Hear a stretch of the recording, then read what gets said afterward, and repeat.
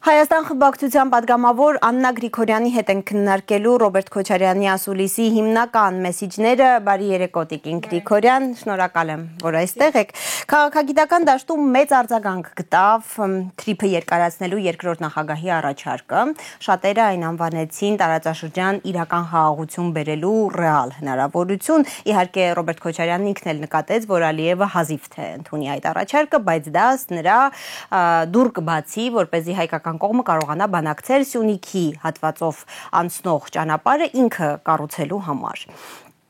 Սա հենց այն է, ինչ փորձելու է անել ձեր քաղաքական թիմը իշխանություն վերցնելու դեպքում։ Նախ առաջին արձանագրումը, որ կուզենայի անել, այն է, որ նախագահ Քոչարյանը ինքը շատ հստակ արձանագրեց, որ իշխանության գալով ոչ թե պետք է ուղղակի օգոստոսի 8-ի ընդունված պայմանավորվածությունները դեն նետել, այլ պետք է աշխատել այնպես, որպեսզի այն իսկապես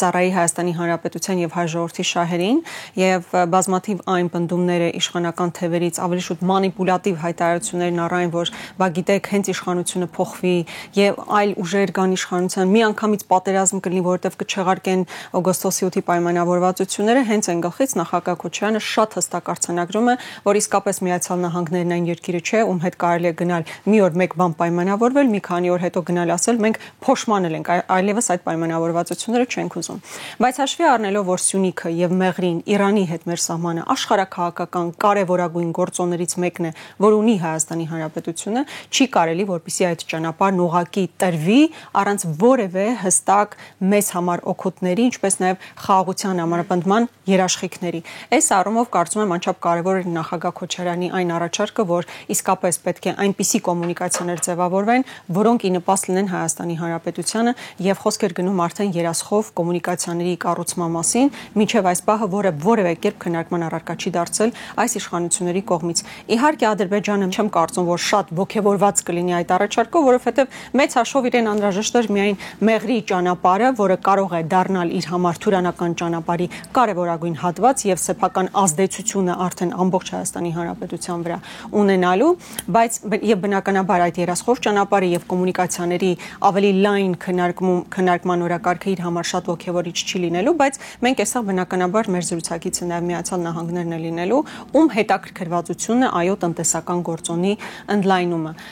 Եվ նախագահ Քոչարյանը շատ կարևոր կոմպոնենտ նաեւ նշեց, գիտեք, որ իշխանությունը տարբեր հրապարակումներ է անում այն մասով, որ այդ ճանապարհն այնքան թանկ է կառուցել, որ մենք մեզ համար անհրաժեշտ էր երրորդ կողմի, այս դեպքում Միացյալ Նահանգների կողմի ինվեստիցիաներ, ինչը լավ է, որ օտար երկրներ մեր երկրում ինվեստիցիաներ կատարեն, որը միջև այս պահին առանձնապես տեղի չունենում, օտար երկրային ինվեստիցիաներ մենք Հայաստանում չունենք, բայց եթե նայում ես, որ այդ ճանապարհն իսկապես մեր հնարավորությունների սահմաններում էր կառուցելը, այս դեպքում պատվիրակել միայն կառուցման տեսանկյունից եւ ավելի լայն խաղաղության, անվտանգության տեսանկյունից երաշխիքներ չդնել տակը, խիստ խնդրահարույց է եւ բնականաբար պետք է վերաբանակցել եւ ստանալ այնպիսի արդյունքներ, որոնք իսկապես օգուտ կլինեն Հայաստանի Հանրապետությանն ու հայ ժողովրդին։ Տեսեք, դուք ասում եք չէր կարելի հանդուրժել, որ այդ ճանապարհը ուղղակի տրվի, որովհետեւ դա անվտանգային կարևոր նշանակություն ունեցող հանգույց է եւ այլն։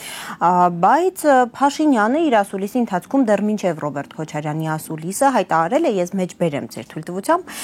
լսեք արտապատվիրակում, լսեք front office, back office, լսեք մի որևէ այլ բան, միշտ իմացեք, որ դա քննարկվում է Հայաստանի տարածքային ամբողջականության, իրավազորության, ինքնիշխանության համատեքստում։ Ինչու չեք հավատում այս մարդու ասածին։ Լարա, այնպիսի հայտարարություններ են եղել այս իշխանությունների կողմից։ Արցախը Հայաստան է եւ վերջ, հիմա Արցախն Ադրբեջան է եւ վերջ։ Արցախի ժողովրդի իրավունքները պետք է պաշտպանվի, հիմա Արցախի ժողովրդի վերադարձի իրավունքի հարցն ընդհանրապես քննարկման առարկա չի դառնում։ Եթե ես այսպես բացեմ ամբողջ շարքը ստերի, որ հնչեցվել է Նիկոլ Փաշինյանի կողմից, այսինքն մի բան ասվել է եւ տրամագծորեն 180 աստիճան հակառակն է տեղի ունեցել, սա ուղղակի պարզ ցույց կտա, որ այս մարդու հայտարարությունները առ-ոչինչ են։ Այսինքն եթե հիմնվես միայն նրա վրա, թե ինչ է ասում Նիկոլ Փաշինյանը, վստահաբար ճիշտ տեղ չես գնա։ Բայց որpիսի մենք հասկանանք, թե արդյոք այս ճանապարհը կարելի է միջանցքի տրամաբանությամբ դիտարկել, թե չի կարելի, պետք է ուղղակի հասկանալ, եթե այդ ճանապարհը մնացած բոլոր ճանապարհներից որևէ բանով չէր տարբերվելու, ինչ նպատակահարմարություն կար դրա մասին առանձնահատուկ նշում կատարել։ Եթե այդ ճանապարհը մնացած բոլոր ճանապարհների նման նույն կարգավիճակն է ունենալու, ինչ կարևորություն պետք է ունենար Տրամպի ներկայությամբ առանձին փաստաթուղթ ստորագրել եւ այդ ճանապարհի մասին քննարկում ունենալ։ Հետո Տեսեք, Իրանով այս պահին Ադրբեջանը կապվում է Նախիջևանին եւ այնտեղ սովորական ռեժիմով, այսինքն սահմանապահների ստուգումներ եւ այլն, եւ Իրանի եւ Ադրբեջանի միջև նմանօրինակ որևէ պայմանավորվածություն չկա այդ ճանապարհի տրանզիտի մասով։ Հիմա եթե մենք նույն տրամաբանությամբ պետքա տայինք, Լարա, հիմա թողնենք մի կողմ ընդդիմադիր հայացքներ եւ այլն։ Եթե նույն տրամաբանությամբ պետքա տրվեր ճանապարհը, եթե ընդհանուր ապաշրջափակում պետքա տեղի ունենար բոլոր ճանապարհների, բոլոր կոմունիկացիաների, որն է պատճառը, որ կոնկրետ Մեղրի ճանապարհի մասին, կոնկրետ 43 կիլոմետրի մասին առանձնահատուկ դիտարկում է իրականացվում, գրվում է, որ այդ ճանապարհը պետք է լինի անխոչնդոտ։ Եթե նույնն է, ինչպես մնացածը, ԿՊԱ-կանները ասում են, որ պատճառները դնենք մի կողմ, կա, ահա, Թուղթ եւ Ռոբերտ Քոչարյանը ըստ ԿՊԱ-կան պատգամավորների, ձեր գործընկերների ազգային ժողովում աղճատում է փաստաթղթի բովանդակությունը, ասում են, որ Սյունիքի ճանապարհը ըստ փաստաթղթի գործելու է Հայաստանի սուվերենության տակ ու բացարձակ սխալ է պնդումը, թե այն Վաշինգտոնն է վերահսկելու։ Դե, բա ինչ է անելու Վաշինգտոնը։ Եկեք ուղղակի բարձ տրամաբանական հարց մեզ տանք։ Վաշինգտոնն ինչ է անելու։ Գալու է ուղղակի ճանապարհը կառուցի, որպեսզի Ադրբեջանի իր բեռներն անխոչնդոտ տանի բերի, բա Միացյալ Նահանգների շահը այստեղ ո՞րն է։ Այսպես բարեգործություն է իրականացնում, բարի կամքի դրսևորում է բերել այստեղ գումարներ դնի ու որևէ նշանակություն չունենա, որևէ ազդեցություն չունենա ճանապարհի վրա։ Լավ, տարական տրամաբանություն կա, չէ՞, Միացյալ Նահանգները նշանակում է իր շահը ունի այստեղ սպասարկելու, եւ իր շահը այո նաեւ աշխարհաքաղաքական է, ոչ միայն տնտեսական, այլ նաեւ աշխարհաքաղաքական է։ Ի վերջո հաշվի առնենք, որ մեր հարևանությամբ Իրանի Իսլամական Հանրապետությունն է։ Հետևաբար ասել, որ Միացյալ Նահանգներն այստեղ վերահսկողության որևէ ֆունկցիա չեն ունենալու, որևէ նշանակություն կամ ազդեցություն չեն ունենալու, նշանակում է ոչ միայն չընկալել հողի վրա իրողությունները, այլ նաեւ անտրամաբանական հայտարարություններ անել։ Տեսեք, Ռոբերտ Քոչարյանը իր ասուլիսի ընթացքում նաեւ հայտարարեց, որ ի տարբերություն Նիկոլ Փաշինյանի, որ բերում է ոչ իրական խաղաղություն, այսպես սինթետիկ խաղաղություն, հիմնված Ալիևի բարի կամքի վրա զուտ, ինքը խոստանում է խաղաղություն իրական երաշխավորներով։ Մյուս կողմից նա հաստատեց, որ օրինակ ՄԱԿ-ը, որ աշխարհաքաղաքական խաղի կանոնների պահպանման հետևողն է, ես մեջ բերեմ Քոչարյանի խոսքը, անճար կառույց է։ Այս իրավիճակում խաղաղության միջազգային ինչ իրական երաշխավորների մասին կարող է խոսքը լինել եւ ինչ միջազգային մեխանիզմների մասին կարող է խոսք լինել։ Նախ ես ուզում եմ արձանագրել, որ այն հայտարարություններն իշխանության կողմից, որ օգոստոսի 8-ից հետո խաղաղությունն այլևս արձանագրված փաստ է իրողությունը, որևէ կերպ իրականությանը չեն համապատասխանում, առնվազն այն պատճառով, որ խաղաղության հաստատման պարագայում նշանակում է, որ Ադրբեջանը տարածքային որևէ հավակնություն չպետք է ունենա Հայաստանի նկատմամբ, եւ հետեւաբար մեր տարածքային ամբողջականության խախտման դրսևորումները պետք է վերացված լինեին։ Ավելի պարզ ասած, 240 կիլոմետր տարածք, որ այս պահին օկուպացված Ադրբեջանի կողմից, իրենք պետք է ազատագրած լինեն, հանեին իրենց զորքը մեր երկրի տարածքներից, բայց մենք տեսնում ենք հակառակը, ես անձնապես իմ աչքով տեսնում եմ, թե ինչպես է Ադրբեջանը ենթակառուցվածքներ, զինվորական ռազմական ենթակառուցվածքներ կառուցում մեր երկրի տարածքում, այն հատվածներում, որն օկուպացրել է։ Կամ եթե խաղաղությունը հաստատված է, դեպքում հարց է առաջանում, թե մենք ինչու ենք շաբաթը ամեն անգամ տեսնում, թե Բաքվում ինչպիսի դատավարություններ են տեղի ունենում, մեր հայրենակիցները դատվում են պարզապես հայ լինելու համար, այսինքն եթե Ադրբեջանն իսկապես հակված լիներ խաղաղության, եթե օգոստոսի 8-ին իսկապես հաստատված լիներ խաղաղություն, ապա մենք այս իրողություններին ականատես չէինք լինի, այսինքն մեր տարածքներն դե օկուպացված կլինեին, մեր հայրենակիցների խոշտանգումն ու դատավարությունը, կեղծ դատավարությունը Բաքվի բանտերում մենք չէինք տեսնի, ընդհակառակը կտեսնեինք, որ մեր հայրենակիցները վերադարձել են։ Հետևաբար խոսել նրա մասին, որ խաղաղությունը հաստատված է, մեղմ ասած մանիպուլատիվ հայտարարություններ են եւ սպասարկում են բացառապես մեկ օրակարգ, նախընտրական օրակարգ, ի վերջո Նիկոլ Փաշինյանը ուրիշ որևէ օրակարգով ժողովրդի մոտ գնալ չի կարող, տապալել է ամեն բան եւ պետք է փորձի ժողովրդին իլյուզիա վաճառել, որ մենք արդեն խաղաղություն ենք հաստատել, ժողովուրդ կերեք խմեք, ուրախ ապրեք, խաղաղությունը եկել է։ Բայց այն ինչի մասին խոսում էր նախագահ Քոչարյանն, իսկապես իրական անվտանգության մեխանիզմների հիման վրա խաղաղության հասնելու մասին է, որովհետեւ եթե օգոստոսի 8-ի պայմանավորվածությունները կարդաք, այնտեղ չեք տեսնի որևէ երաշխիք, նույնիսկ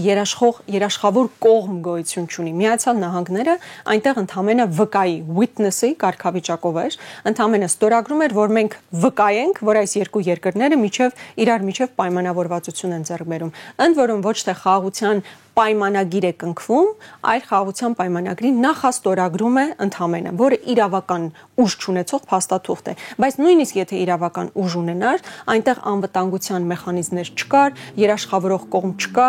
իսկ մենք ինչ ենք տեսել, որ Նիկոլ Փաշինյանը շարունակաբար հայտարարում էր, որ մենք պետք է Ադրբեջանի հետ մնանք տետատետ, երկուսով հարցերը քննարկենք եւ երկուսով պայմանավորվածությունների գանք։ Այն պարագայում, երբ պատերազմից հետո ակնհայտ է հաղթող կողմ եւ պարտվող կողմ եւ ընդ որում մի մարդու դեմքով, ով նվաստացած է, պարտված է, ով այնքան ջախջախված է, որ որևէ կերպ հակազդելու որևէ բան չի կարողանում առաջարկել, մենք տեսնում ենք, որ Ադրբեջանը ինչ պարտադրում էր, Նիկոլ Փաշինյանը ընդունում էր, ինչ պարտադրում է, ընդունում է։ Հետևաբար այս իրավիճակում իսկապես երրորդ կողմի կամ կողմերի ներգրավվածությունը բալանսավորելու այս դիսբալանսը ուժերի հողի վրա դիսբալանսը անչափ կարևոր էր, որից հրաժարվել է Նիկոլ Փաշինյանը։ Դու գիտեք, որ օրինակ Արցախի հիմնախնդրի հետ կապված կար Մինսկի խմբի համանախագահության ֆորմատ, որը եւս չեղարկել է, եւ հետեւաբար որևէ այլ կողմի ներգրավվածություն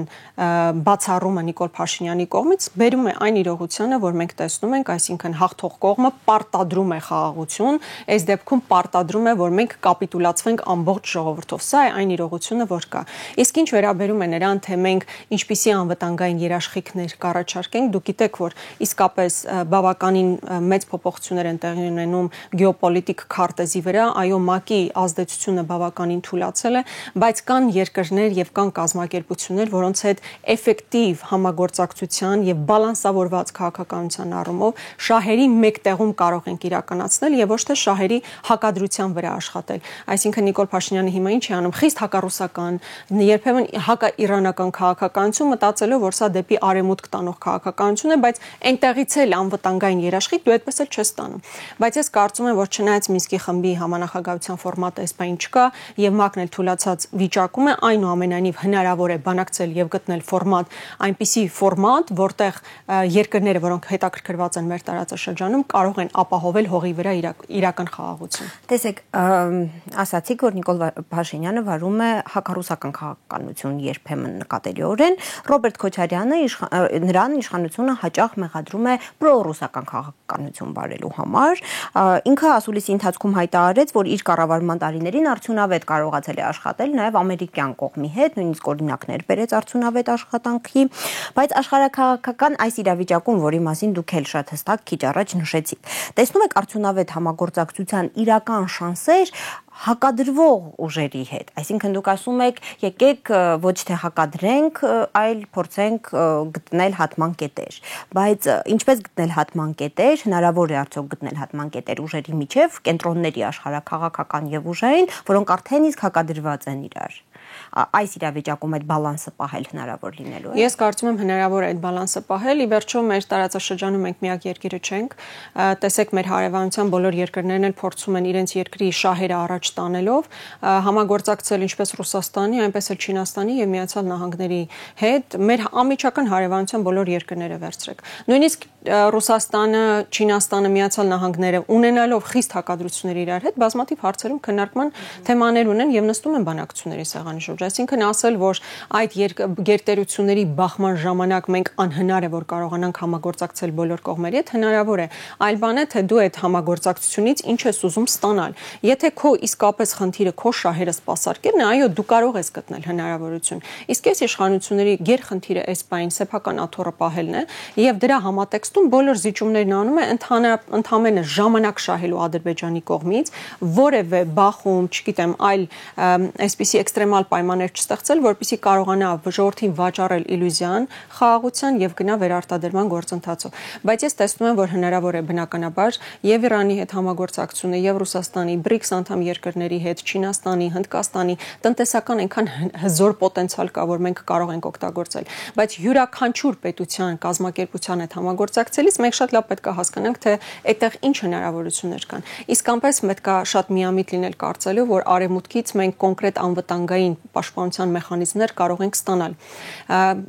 Արևմուտքը, հավաքական արևմուտքը այստեղ ներկայացված է տարածաշրջանում Թուրքիայի տեսքով։ Մենք ուզենք դա ընդունել, չուզենք, մեզ համար հաճելի լինի, հաճելի չլինի, պետք է այդ իրողությունը տեսնել, որ արևմուտքը հավաքական եւ ՆԱՏՕ-ն որպես անվտանգային կառույց տարածաշրջանում ներկայացված է Թուրքիայի տեսքով եւ այս իշխանությունների այն հայտնի հայտարարությունները, որ մենք գնում ենք դեպի արևմուտք, շուտով Եվրոպական միության անդամակցության հայտ ենք ներկայացնելու եւ այլն, դեպի ոչ թե արևմուտք, ոչ թե դեպի Եվրոպական միություն, այլ ուղղակի Թուրքիա տանող քաղաքականություն է։ Եթե դուք ասում եք, որ իրավիճակը այսչափ վատ է, այսինքն արդեն դեպի Թուրքիա տանող քաղաքականություն, մեկը մյուսը, մինչև 2026 թիվը, երբ նախատեսված են հերթական խորհրդարանական ընտրությունները, հնարավոր է վիճակը ավելի վատանա կամ վատանա անդառնալիորեն, այսինքն իշխանությունը փոխվի 2026-ին, բայց կոպիտ ասած, ինչպես ձեր ընդդիմախոսներն են հաճախ ձևակերպում, փրկելու բան չլինի էլ։ Իրականում մենք ունեցել ենք ցավալի ողբերգական այնպիսի կորուստներ, որոնց վերականգնման եւ վերադարձի մասին գոնե այս պահին խոսել բավականին բարդ է, խոսքս մասնավորապես Արցախի մասին է, այս պահին խոսել Արցախի հանրապետության վերադարձի մասին իրատեսական չէ եւ մենք էլ շատ ազնիվ ենք մեր ժողովրդի հետ ասելու, որ այո կան մարդու իրավունքների հետ կապված հարցեր, այսինքն Արցախի ժողովրդի հավաքական վերադարձի իրավունքի հարցի ամրագրում, գույքային իրավունքներ, պատմամշակութային ժառանգության ապահովման հարցեր, բայց դրանից անդին օրինակ Արցախի վերաազատագրում այս պահին տեսականորեն էլ ոչ գործնականորեն, ոչ տեսականորեն ցավալիորեն հնարավոր չէ, այո այն անդառնալի կորուստներն են, որոնք մենք ունեցել ենք, բայց մնացած առումով այն քարոզը, որ տեղի ունենում Հայաստանի ներսում, հայ ինքնությանը ոչնչացնելու վերաբերյալ սիմվոլներից սկսած մնացած անկախության հռչակագիրը այսպես թուղթ սարքելով, որ կարելի է ուղղակի պատռել ու դեն նետել եւ այլ այս քարոզը ես կարծում եմ ժամանակին կարելի է կանգնացնել եւ ինչպես տարածաշրջանում կայունություն բերելու եւ նաեւ երկրի ներսում ներքին համերաշխություն ձևավորելու տեսանկյունից ես կարծում եմ մենք այդ ժամանակը կունենանք, ցավով նորից պետք է արձանագրեմ, այո անդառնալի կորուստներ ունեցել ենք, բայց նույնիսկ այս փուլում ցանկացած ժամանակահատվածում կանգնելը եւ այսպես պաուզա վերցնելը եւ թափ հավաքելը նոր ձեռքբերումների համար միշտ էլ հնարավոր է։ Շնորհակալ եմ, մեր զրույցի երկրորդ մասը ներքաղաքական թեմաների մասին է լինելու, նախ առաջարկում եմ ամփոփ լսել, թե ինչ հիմնական մեսիջներ ուներ այս մասին Ռոբերտ Քոչարյանը։ Իսկ դուք ինչ կանեիք։ Այդ հարցը ասենց մշտական հնչող հարց է։ Արել ենք մեկ անգամ, կանենք երկրորդ անգամ։ 10 տարվա կառավարման իրական արդյունքներն է հանրության առաջ դնում երկրորդ նախագահը։ Վերցրեք 2003 թվականի իմ բոլոր նախընտրական խոստումները եւ ստուգեք արվել են թե չեն արվել։ Դուք վերցրեք 21 թվականի ԿՊ-ի նախընտրական խոստումները եւ կառավարության ծրագիրը, խոստումները արտահայտվում են նաեւ ծրագրով, կոնկրետանում են։ Եվ տեսեք, քանի տոկոսն է կյանքի կոչվել։ Ու խայտարակ պատկեր է։ Ամոթ մի քիչ ունեցող մարդը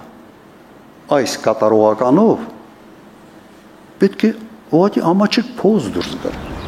Թվերով իր 10 տարվա նախագահության ժամանակ բյուջեն աճել է 8 անգամ։ Այդ աճը անմիջապես արտացոլվել է միջին թոշակի, միջին աշխատավարձի վրա։ Դրանք 6 անգամ ավելացել են։ Աղքատությունը գրեթե կրկնակի նվազել է։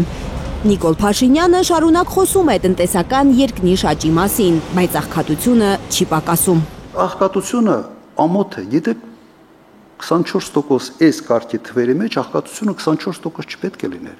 Աղքատությունը պետք է լիներ առավելագույնը 10-12%։ Ու արտաքին պարտքը $8 միլիարդ, ասենց նասոսի պես դնես փչես տնտեսության մեջ, եւ աղքատությունը նույնը մնա։ Եթե երկրի տնտեսությունը աճում է եւ դրա հետ աղքատության տոկոսը շեշտակի չի նվազում, ուրեմն գլխի խնդրեմ ունի այդ երկրի առաջնորդը։ Ավելի լուրջ խնդրեմ ունի Նիկոլ Փաշինյանը Ռոբերտ Քոչարյանի համոզմամբ։ Նրան գրեթե անխուսափելիորեն սպառնում է պաշտոնանկություն ընտրություններով։ Նիկոլ Փաշինյանի վերընտրվելը ձգտում է 0-ի։ 2026-ի խորհրդարանական ընտրություններին Ռոբերտ Քոչարյանի թիմը մասնակցելու է։ Իմ թիմը մասնակցելու է։ Եվ ցուցակի առաջին համարը լինելու է նա, ով սոցիոլոգիական ուսումնասիրություններով կկարողանա ավելի շատ ձայն բերել։ Այս պահին ամենաշատ ձայները բերում է հենց դաշինքի առաջնորդը։ 21 թվականի ընտրությունները ցույց տվեցին, որ ես ունեմ կոնսոլիդացման հնարավորություն։ Իմ պարագայում մենք ավելի շատ ձայներ կհավաքենք, քան մեր թիմի յուրաքանչյուրի պարագայում։ Զուտ ինչ-որ մարդկանց հաշվարկներից ելնելով, ընտրություններին իր մասնակցությունը քողարկել, կուլիսներում թաքնվել չի պատրաստվում։ Հիմա ինչն է ավելի լավ, դու չերևաս անձամբ քո դեմքով, բայց բոլոր որոշումները կայացնողը լինես, թե դու հենց քո դեմքով երևաս եւ ասես ես այս մասկիրովկան չեմ անում։ Եթե իր թիմում հայտնվի մեկը, որ ավելի շատ ձայն կկարողանա բերել, ինքը ուրախ կլինի զիջել տեղը։ Մտածում եք, թե sense գիշերը չեմ փնում, ասում են, երբ է վարչապետ դառնալու։ Վարչապետ դառնալու շանսը ըստ Քոչարյանի կունենա այն ընդդիմադիր ուժի առաջին համարը, որ ամենաշատ քվեն կստանա։ Այն ուժը, որը հավաքում է առավելագույն ձայները, առաջարկում է վարչապետի թեկնածու։ Իհարկե, ոչ թե պատրաստ է։ Միգուցե ինչ որտեղ ուրախ կլինեմ։ Որովհետև այս ամենը ինչ կատարվեց Հայաստանի հետ, այս բեռի տակից Հայաստանը հանելը լրջագույն խնդրեմ է։ Եթե մեկը գա ավելի շատ ձայն հավաքի եւ դառնա վարչապետ, միայն ուրախ կլինեմ։ Երկրորդ նախագահի կանխատեսմամբ ապագայի կառավարությունը կոալիցիոն կլինի։ Ստեղծվելու է մի վիճակ, որ բոլոր ընդդիմադիր ուժերը խորհրդարանում եւ ցանկություն ունենալու եւ այլընտրանք չեն ունենալու, չհամագործակցելու։ Սա այն դեպքը չի, որ դու սենց ուզում ես, չես ուզում։ Սա այն դեպքն է լինելու, որ դու ստիպված ես լինելու գնալ համագործակցության։ Հիմա եթե Գյումրիում Մարտունը եւ Վարդան Օկասյան գնացել են համագործակցության, ոնց դա կատարվեց։ Այս ընդդիմադիր դաշտում այդ կարգի, այսպես ասենք, վերաբերմունք բացասական իրար նկատմամբ ոչ մեկը չունի։ Այս պահին Քոչարյանը ընդդիմադիր երկու ուժ է տեսնում, որոնք միանշանակ շանս ունեն խորհրդարանում հայտնվելու։ Մեկը Հայաստան դաշինքն է, մյուսը Սամվել Կարապետյանի ստեղծող կուսակցությունը։ Կլինի երրորդը, ես շատ կուզենամ, որ նաև լինի երրորդը։ Նախընտրական առաջին մեսիջն է երկրորդ նախագահը ուղարկում իշխող քաղաքական ուժին, չփորձեն հանկարծ գողանալ ժողովրդի քվեն։ Նման կարգի գործողությունները բերելու են հեղափոխության։ Լարա Արաքելյան, Արմեն Ապրեսյան, Հայլուր։ Մենք շարունակում ենք զրուցել Հայաստան խմբակցության պատգամավոր Աննա Գրիգորյանի հետ։ Տիկին Գրիգորյան, երկրորդ նախագահի հայտարարությունը, թե այս պահին երկու հիմնական ուժ է տեսնում, որոնք հաստատ կարող են մտնել ապագայի խորհրդարան, դրանք են Հայաստան դաշինքը եւ Սամվել Կարապետյանի ստեղծվող քաղաքական ուժը, այսպես փոթորկեց քաղաքական դաշտը ուղղակի, որոշ ուժեր վերլուծեցին հայտարարությունը այնպես, թե Ռոբերտ Քոչարյանը փակում է խորհրդարանի դուռը այնպիսի խոշոր խաղացողի առաջ, ինչպիսին է օրինակ երրորդ նախագահը։ Այդ հայտարարությունը փոթորկեց, բայց եթե ամբողջության մեջ բերվեր այնինչ ասել է նախագահ Քոչարյանը, վստահաբար ալեկոծվելու տրամադրություններ չէր ձևավորվի, մասնավորապես նախագահ Քոչարյանն ասում էր, որ ստեղծվել է այնպիսի իրավիճակ, գոնե այս պահին, հասկանում եք, այսօր այդպիսին է իրավիճակը։ Հիմա ոմանց դուր է գալիս, դուր չի գալիս, հիմա իրողությունն այդպիսին է, որ կա երկու խոշոր ուժ ընդդիմադիր դաշտում, որոնք պոտենցիալ ունեն լուրջ ազդեցություն ունենալ ընտրական process-ների վրա, բայց նախագահ Քոչարյանը հետո շարունակում է, որ ցանկալի կլիներ, որ լիներ նաև երրորդ ուժը, որ կարողանա ամբողջությամբ այսպես հետ ընտրական կոալիցիայով իսկապես իշխանություն տապալել։ Խոսել նրա մասին, որ նախագահ Քոչարյանը փակել է այլոց համար հնարավորությունն, ուղղակի անհեթեթություն է։ Պարզապես անհեթեթություն է։ Ընդհակառակն ասում է, լավ կլինի, որ լինեն այդ ուժերը, որ լինի այնպիսի ձևավորված խմբեր, որոնք կկարողանան յուրաքանչյուրը մաքսիմալ կոնսոլիդացնելով իրենց ընտրազանգվածը խորհրդարանում պատկեր փոխեն։ Այսինքն ես չգիտեմ, էլի, այստեղ ինչ կար այդպես խառնվելու, այդպես ալեկոծվելու, որովհետև այն իրողությունը, որ հիմա կա, այո, այդպիսին է։ Ավելին, երբ օրինակ երրորդ նախագահի մասով է գնում խոսքը, երրորդ նախագահան նույնիսկ չի հայտարարել, որ իրենք պատրաստվում են մասնակցել ընտրություններին։ Հետևաբար, այսպես վաց գալ, որ նրանց չի դիտարկվել այդ թվում, իրենք նույնիսկ չեն հայտարարել, որ մասնակցելու են, իրենք չեն հայտարարել, որ պատրաստվում են հայտարարել է, որ զբաղված են ավելի կարևոր մի գործով այս պահին, հավանաբար նկատի ունենալով իմպիչմենթի գործընթաց։ Դե իմպիչմենթի գործընթացի մասին այնքան շատ են խոսել, որ նույնիսկ այս պահին լրացուցիչ որևէ դիտարկում անելու կարծում եմ անհրաժեշտություն չկա։ Մեր գործընկերները պատիվ ունեմից հայտարարել են, որ մեր ստորագրությունները լինելու պարագայում կմիանան նաև ԿՊ-ական պատգամավորներ, համենայն դեպս ասվել է, մեծ մասնավոր առանձին բաներ չեն ասել, բայց ընդհանուր կոնցեպտն այն էր, որ կան ԿՊ-ականներ, ում հետ իրենք բանակցում են եւ ովքեր պատրաստակամություն են հայտնել միանալու այն ժամանակ, երբ որ մենք մեր ստորագրությունները դնենք։ Դե ես կարծում եմ իրանք նման անպատասխանատու հայտարարություններ չէին անի, եթե չունենային որևէ հիմք, սպասենք արդյունքներին։ Շատ լավ։ Ընդդիմադիր շրջանակները շարունակում են Ռոբերտ Քոչարյանին մեղադրել սեփական անձը կուլիսներում գոնե մի որոշ շրջան չպահելու համար։ Այսինքն պնդում են, թե մարդիկ ավելի վստահ ձայն կտան ընդդիմությանը, եթե Ռոբերտ Քոչարյանը իր դեմքով չգնա ընտրությունների։ Տեսեք, ախր նախագահ Քոչարյանն իսկապես այնքան բաց է խոսել այս ասուլիսի ժամանակ։ Ինքն էլ որպես շատ ուղղամիտ մարդ ասել է այն, ինչ ինքը մտածում է։ Ասելով, որ այնպես չի, որ իր երազանքն է այս պահին էլ այս բարդ փուլում, իսկապես սա մեծ պատասխանատվություն է։ Վաղվա իշխանությունը ունենալու է խայտարակ մեծ պատասխանատվություն ու բեռ ժողովրդի առաջ։ Ու դա ամենամեծ ցանկությունը չի, որ հատկապես նախագահ Քոչարյանը անցած իր ուղին հաշվի առնելով այս պահին իր երազանքը չի, բայց հասկանում է իրողությունները։ Հասկանում այն բարդ մարտահրավերները, որի առաջ կանգնած է երկիրը եւ իր փորձը հաշվի առնելով պատրաստ է առաջնորդել մեզ այդ խնդիրների հաղթահարման տեսանկյունից։ Եվ երկրորդ կարևոր գործոնը որ կա, այն է, որ իսկապես քաղաքական դաշտում այս տարիներին բոլոր սոցիոլոգիական հարցումները ցույց են տալիս, թիվ 1 ընդդիմադիր քաղաքական գործիչը շարունակում է լինել նախագահ Քոչարյանը։ Եվ նախագահն ինքն է ասում, եթե ստացվի, որ մեր թիմում գտնվի մեկը, որ ավելի մեծ պոտենցիալ կունենա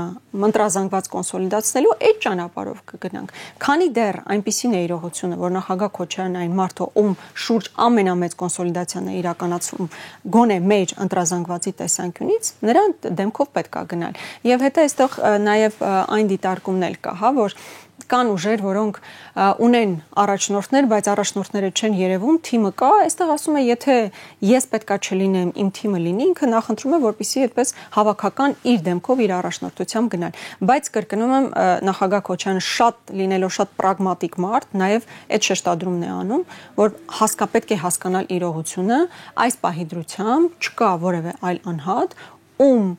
ռեյտինգը լինի, ում շուրջ կոնսոլիդացիան ավելի հավանական է իրականացնել, ավելի էֆեկտիվ է հնարավոր իրականացնել, քան նախագահ Քոչարյանի դեպքում։ Ձեր քաղաքական թիմի առաջնորդը նաև հայտարարում է, որ Նիկոլ Փաշինյանի վերընտրվելու շանսը ձգտում է այս պահին 0-ի։ Այս պնդումը անելու համար նա հողում է անում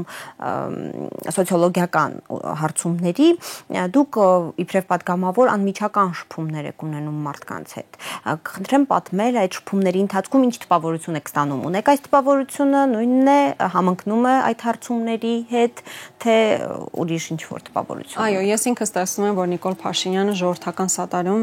արդեն չունի, եթե ժողովրդական աննախադեպ սատարում ունեցել է 18 թվականին եւ հետո որոշակի սատարում 21 թվականին, այսօր տեսնում ենք, որ ժողովրդական սատարում չունի եւ դա է պատճառը այն ռեպրեսիաների, որ իրականացվում է Նիկոլ Փաշինյանի կողմից։ Եթե մարդ վստահ լիներ, որ մարդիկ գնալու են իրեն ընտրեն, ինչ կարիք կլներ Սրբազաններ կալանավորել, ինչ կարիք կլներ Սամվել Կարապետյան կալանավորել, Արտուր Սարգսյան կալանավորել, տասնյակ քաղբանտարկյալներ ունենար, ինչ կարիք կունենար ինքը քննարկելու մի թեմա, որ ընտրությունների նախաշեմին հնարավոր է չգրանցվեն այն կուսակցությունները, որոնք իրենք պատկերացնում են, որ ինչ որ այլ տեղից ֆինանսավորում ունեն, այլ աջակցություն ունեն, մոտավորապես Մոլդովայի տարբերակով։ Եթե մարդը զգար, որ իրեն իսկապես ժողովուրդը սատարում է, ինքը կարիք չեր ունենա նման ռեպրեսիվ մեխանիզմներ իրականացնելու։ Հիմա այո, ես ինքս տեսնում եմ, որ շատ մեծ դժգոհություն կա այս իշխանություններից, վերընտրվելու հնարավորություն իսկապես շատ ցածր է կամ գրեթե չկա։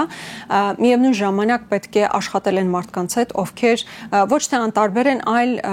որևէ այսպես ակտիվություն չեն ցուցաբերում, այսինքն կարող է եւ չգնան ընտրությունների։ Այս պահին մեր գերխնդիրը պետքա լինի մարդկանց ասել, որ ձեր ձայնի միջոցով է որոշվելու մեր առաջիկա միգուցե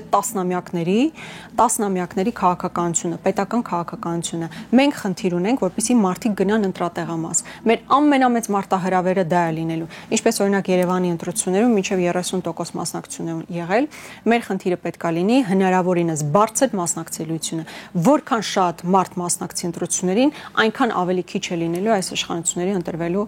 վերընտրվելու հնարավորությունը, ինչը կրկնում եմ, ես էլ իմ բոլոր